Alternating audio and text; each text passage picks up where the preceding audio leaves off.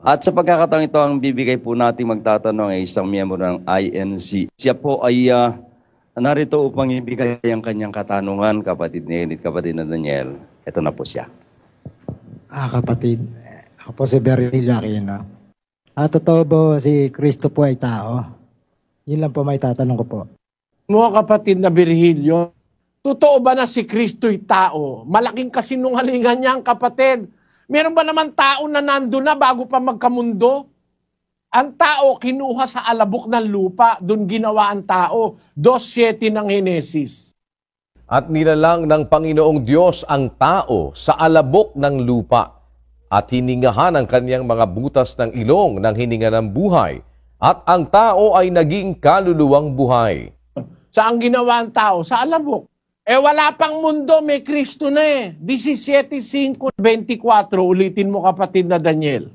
At ngayon, Ama, luwalhatiin mo ako sa iyo rin ng kaluwalhati ang aking tinamo sa iyo, bago ang sanglibutan ay naging gayon.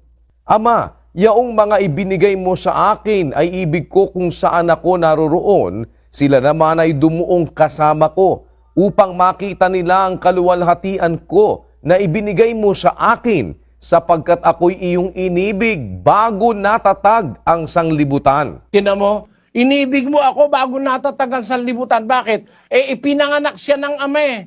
Bago pa niyari ng Diyos ang universo, ipinanganak ng Diyos ang anak. Basahin natin ang 1:4 ng Ebreo. Na naging lalong mabuti kaysa mga anghel, palibhasa'y nagmana ng lalong marilag na pangalan kaysa kanila. Sapagkat kanino nga sa mga anghel sinabi niya kailanman, ikaw ay aking anak, ikaw ay aking ipinanganak ngayon. At muli, ako'y magiging kanyang ama, at siya'y magiging aking anak. Nagmana siya ng lalong mabuting pangalan kaysa mga anghel, sapagkat sinabi niya, kanino nga sa mga anghel sinabi niya kailanman, ikaw ay aking anak. Wala siyang anghel na pinagsabihan na ikaw ay aking anak. Ang pinagsabihan lang yon si Kristo. Ikaw ay aking anak, ikaw ay aking ipinanganak ngayon. Ako'y magiging kanyang ama at siya'y magiging aking anak. Kailan nangyari yan? Bago pa natatagan sanlibutan. Paano naging tao yan? Si Kristo raw, taong pinag-uusig ng mga Hudyo, pinatay, pinako sa krus. Ang hindi nila naintindihan, nagkatawan tao. Ang pinatay, ang namatay yung katawan tao, hindi yung Kristo, hindi yung Berbo, hindi yung anak ng Diyos na Espiritu na ipinanganak bago magawa ang sanlibutan. Katunayan yan sa 10:5 ng Ebreo, kapatid na Daniel. Kaya't pagpasok niya sa sanglibutan ay sinasabi, hain at handog ay hindi mo ibig, ngunit isang katawan ang sa akin ay inihanda mo. Ayun, nung pumasok siya sa sanlibutan, ibig sabihin, hindi siya rito nag-umpisa. Hindi si Kristo rito nag-umpisa sa sanlibutan. Ang sabi ng Biblia, pagpasok niya sa sanlibutan, may pinanggalingan siya bago siya pumasok sa sanlibutan. Pero pagpasok niya sa sanlibutan, isang katawan ang sa akin ay inihanda mo. Alin ba yung katawang inihanda ng Ama sa kanya? Yung ipinagbuntis ni Maria. Ano ang tawag doon? 1:14. At nagkatawang tao ang verbo. Ang verbo, nagkatawang tao. Yung katawan niyang tao, hindi siya. Nagkatawang tao siya. Ano yung sabihin ng nagkatawang tao? Hindi siya tao. Paano naman magiging tao pala siya? Nagkatawang tao. Bakit? Dati siyang espiritu na anak ng Diyos. Ang Diyos ay espiritu, ang anak niya espiritu rin. Ang Diyos ay Diyos, ang anak niya Diyos din. Ang anak ng kalabaw, kalabaw. Ang anak ng tao, tao. Ang anak ng Diyos, Diyos din. Dapat nating maintindihan yon. Ipinanganak siya ng Diyos, wala pa ang sanlibutan, ipinanganak na siya. Pero nung dumating ang panahon, pumasok siya sa sanlibutan. Nung isinugo siya ng Ama, inihanda sa kanyang isang katawan. Pagpasok niya sa sanlibutan, isang katawan ang sa akin ay inihanda mo, sabi ng anak. Anong katunayang hindi siya dito nag-umpisa sa sanlibutan, pumasok lang siya rito. Basahin natin ang 38 ng Juan. Sapagkat bumaba akong mula sa langit, hindi upang gawin ko ang aking sariling kalooban, kundi ang kalooban ng nagsugo sa akin. Ang tao na nag-umpisa sa langit, Masabihin mong tao si Kristo. Sabi niya, bumaba akong mula sa langit. Sabi na nga, nagkatawan tao eh. E di hindi tao, saan galing? Bumaba ako mula sa langit. Tamo? Galing siya sa langit. Paano mo sasabihin, tao yan galing sa langit? Meron bang taong galing sa langit? Ang tao galing sa alabok. Teka siya. Sabi niya, tao siya. Nagkatawan tao nga eh. Ngayon, sasabihin nila, si Kristo'y tao. Bakit? Kasi isa lang ang Diyos. Isa lang daw ang Diyos.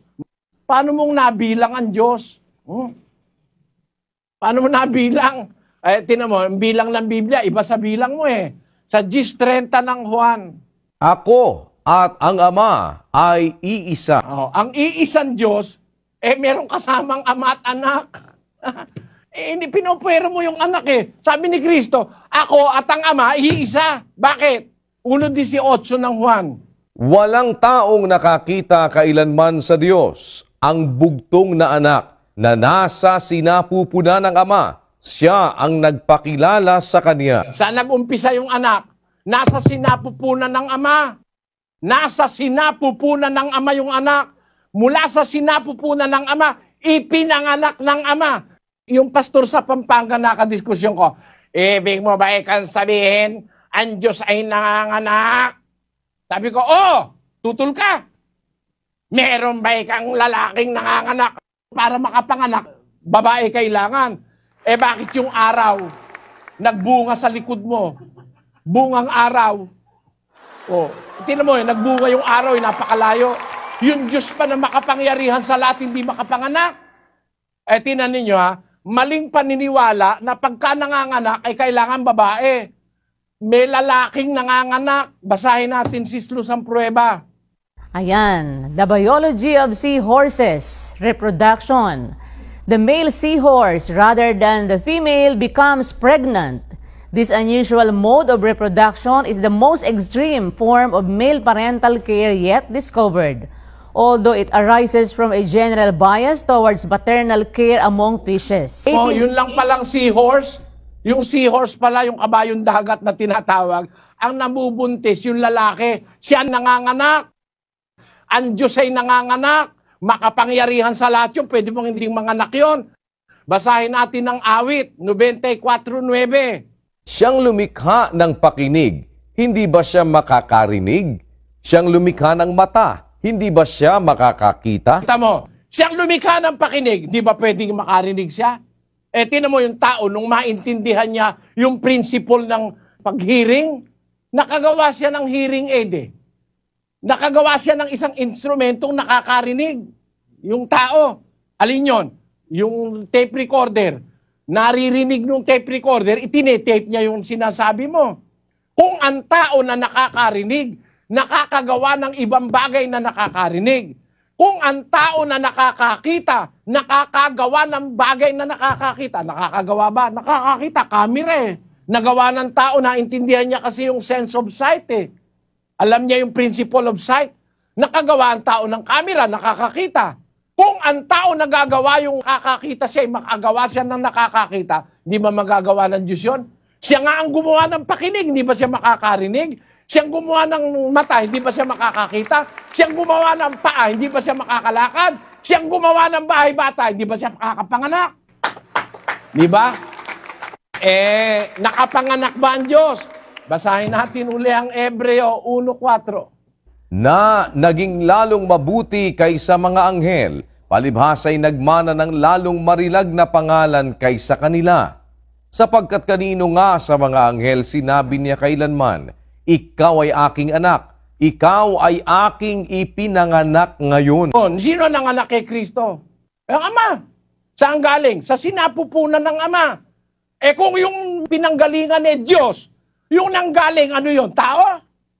Si Eva, saan galing? Sa tadyang ni Adan. Di ba tao si Adan? Ano si Eva? Anghel? Hindi. Tao rin yun eh. Galing sa essence ni Adan si Eva eh. Kinuha ang isang tadyang, ginawang babae. Kaya kung paanong tao yung pinanggalingan, tao rin yung nanggaling. Si Kristo, sa umpisa, nasa sinapupunan ng Ama. Nasa bahagi ng katawan ng Ama. Ipinangalak ngayon ng Ama. Tao ba yon? Hindi. Alin ang tao? Yung ipinanganak ni Maria. Yun ang tao. Yung katawang inihanda nung nasa sanlibutan siya. Pero yung ipinanganak ng Diyos, bago pa nilikha ang langit at lupa, hindi tao yon. Espiritu yon, anak ng Diyos yon. Yon ang tinatawag na berbo. Ang kahulugan ng berbo, pangalan yon. Hindi rin kasi tao hindi rin kasi nilalang si Kristo Ipinanganak siya ng Ama Yung berbo, pangalan yon na tumutukoy sa anak ng Diyos. Basahin natin ang 19:13 ng Apokalipsis. At siya'y nararamta ng damit na winisikan ng dugo, at ang kanyang pangalan ay tinatawag na ang Verbo ng Diyos. Yang may pangalan na berbo ng Diyos. Pangalan, ano? Ang kanyang pangalan, tinatawag ang berbo ng Diyos.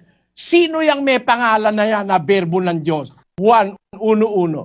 Nang pasimula, siya ang Verbo, at ang Verbo ay sumasa Diyos, at ang Verbo ay Diyos. Maliwanag, Diyos pala yung berbo Kasi yung berbo, pangalan yon ng isang kalagayan na sa pasimula pa kasama na ng Diyos. Nang pasimula siya ang berbo ay sumasa Diyos, ang berbo ay Diyos. Yung berbo, pangalan yon ng isang kalagayan na tinatawag na anak ng Diyos. Hindi tao yon. Espiritu yon na ipinanganak ng Diyos bago pa nilalang ang sanlibutan. Kaya yung salita, totoo ba si Kristo'y tao? Hindi po totoo yon. Ang Kristo po'y anak ng Diyos, nagkatawan tao, was manifest in the flesh. Basahin natin sa English, napakaliwanag. 3:16. And without controversy, great is the mystery of godliness. God was manifest in the flesh, justified in the spirit, seen of angels, preached unto the Gentiles, believed on in the world, received up into glory. Without controversy, those that entertain controversy do not believe in what the Apostle Paul said. To set aside all controversy, we just have to accept the truth and the fact in the Bible. Without controversy, great is the mystery of godliness. God was manifest in the flesh. He is not flesh, hindi siya tao. He is God, but was manifest in the flesh, justified in the spirit, seen of angels, preached unto the Gentiles, believed on in the world, received up into glory. Amen. Yan ang Kristo ng Biblia. Yung tunay na Kristo, anak ng Diyos, Diyos yun. Hindi tao yun. Nagkatawan tao. Yun. Kaya nagutom, tinuli, nauhaw. Alin ang nauhaw? Yung katawan tao.